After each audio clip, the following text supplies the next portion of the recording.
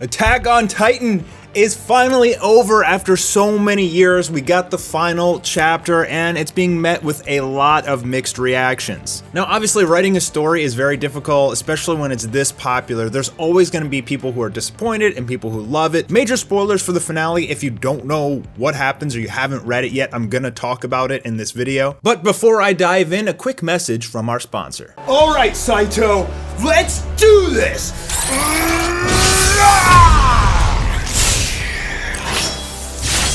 Let's raid! Raid Shadow Legends. To battle!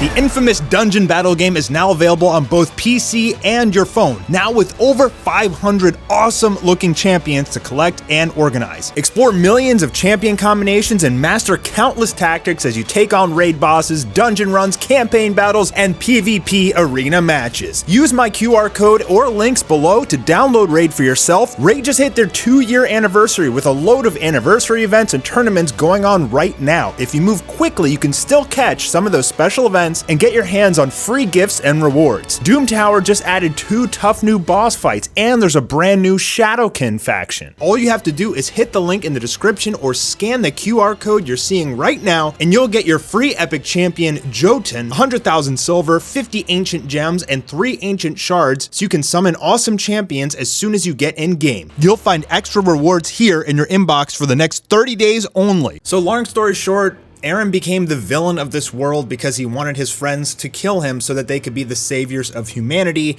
and in doing so, it would keep Paradise Island safe.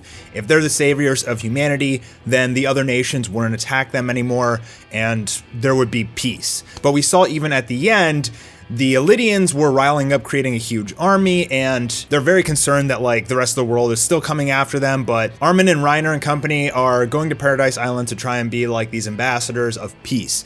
And so you think that it's just going to end on a peaceful note. Now, apparently all of the Titans are basically like erased from humanity. There's apparently no more Titans anymore. And as we went through these flashbacks in the beginning of the final chapter, Eren had said that this is like his sacrifice for humanity, but he wishes he could be there with his friends after this is all over. But obviously, becoming the villain of humanity, he has to like end his life or sacrifice himself. So what is the way that he can kind of meet both those demands? How can he sacrifice himself to cause world peace, which wiped out 80% of humanity, by the way, but also be able to like hang out with his friends at the same time? And it turns out that he put his consciousness into this bird, which was like watching over Mikasa at the end, the final few pages, and like helped put her scarf up and then left. And this was symbolism between the first chapter of Attack on Titan and the final chapter.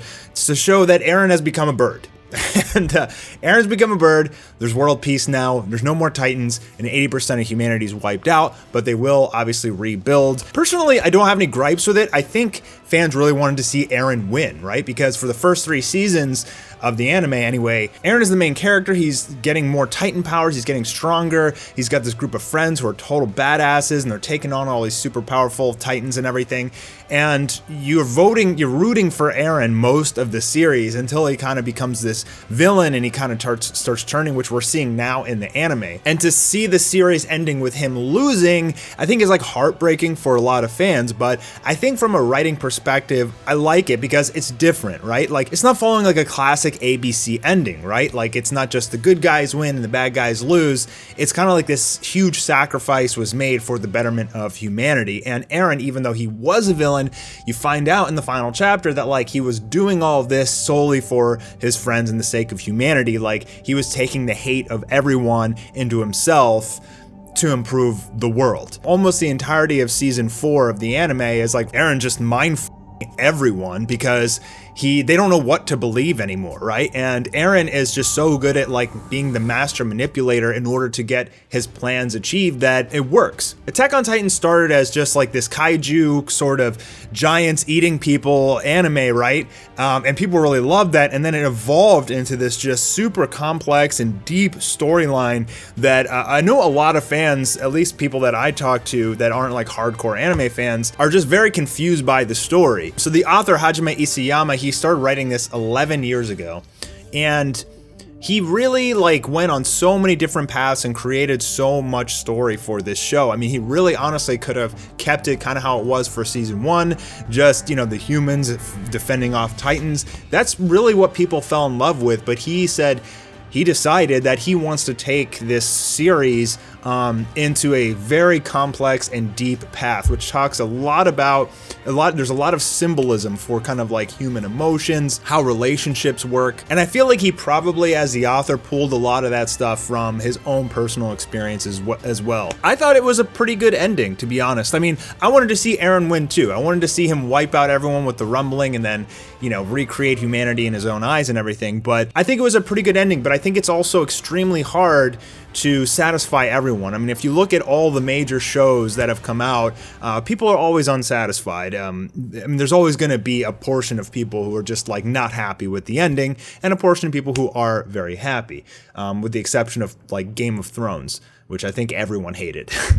And Dexter, which they're coming out with a new season of Dexter, by the way, because I think they were like, yeah, we could make another season of this and make a better ending, right? Now, a lot of fans think that Mappa is going to somehow magically create an alternate ending for the anime, which I seriously doubt is going to happen, considering that the final 8 episodes are coming out in December, I believe it is. They're probably already working on it or already completed it, so I don't think that they're going to just like hear the backlash and be like, oh, okay, we need to like scrap like hundreds of thousands of dollars in production costs that we did for the final episode already and redo it, right? Like they're not going to do that. There's a lot of plot holes though, like things like questions that weren't answered, and I think that is proper criticism. Like, I think that's constructive, and I think that Isayama like really tried to wrap up this manga and this story as in the best way that he possibly could. I don't really feel like there was any need for like any more arcs after this, but yeah, when you're writing a story that's so deep and there's so much dialogue and secrets and mystery and everything, it becomes extremely hard to wrap up all of the loose ends, right? And I think he may have fell into that a little bit, but for the most part, he did wrap everything up. I mean, he gave us the answers to all of the major questions, but in doing so and trying to wrap up those, he kind of created some more questions. But I think for the most part, it's okay because you can let fans just kind of think about it and talk about it and marinate on the story and try and figure out what did this mean or how did this happen, or there's nothing inherently wrong with letting the readers think and make their own perceptions of what exactly happened in the areas that are gray. And personally, I'm happy that he didn't make this like a Naruto or like a Dragon Ball Z turning into Super, where he's just kind of dragging it on forever, right? Like 11 years for a mega popular series is actually pretty short, to be honest. So he really could have just been like, I'm going to extend this, you know, another 5 years if he wanted to, but he decided to wrap it up. And I don't think there's anything inherently wrong with that. I think that's a good thing because some of these manga and anime just keep going and going and going. And I mean, look at One Piece, bro, you know, but I mean, people still love it, but I think it's a good thing to give an anime like a solid ending at some point, right? Like to wrap up the series. But I guess the vibe that I'm getting from the anime fandom is like they just don't want things to end, right? But 11 years of your life's work, that's exhausting, man. I mean, he probably just wants a break. I'm hoping he doesn't do some sort of like Attack on Titan Shippuden or season 2, like, oh, the Titans like magically came back somehow and Eren, you know, everything he did was for nothing because like there was some other Titans on like some other island or something, you know, some crap like that. I'm glad that it's wrapped up now, and I really hope he doesn't continue this. Maybe he'll try to do another anime or manga in the future, but as we saw from Kishimoto, that didn't turn out too well. I really want to know what you guys think in the comment section down below. Obviously, this ending is very controversial, and I know you guys are going to have a lot of thoughts and opinions, so let me know those in the comments. Okay, guys, I'm Mastar. I hope you enjoyed the video, and I'll see you on the next one. Peace.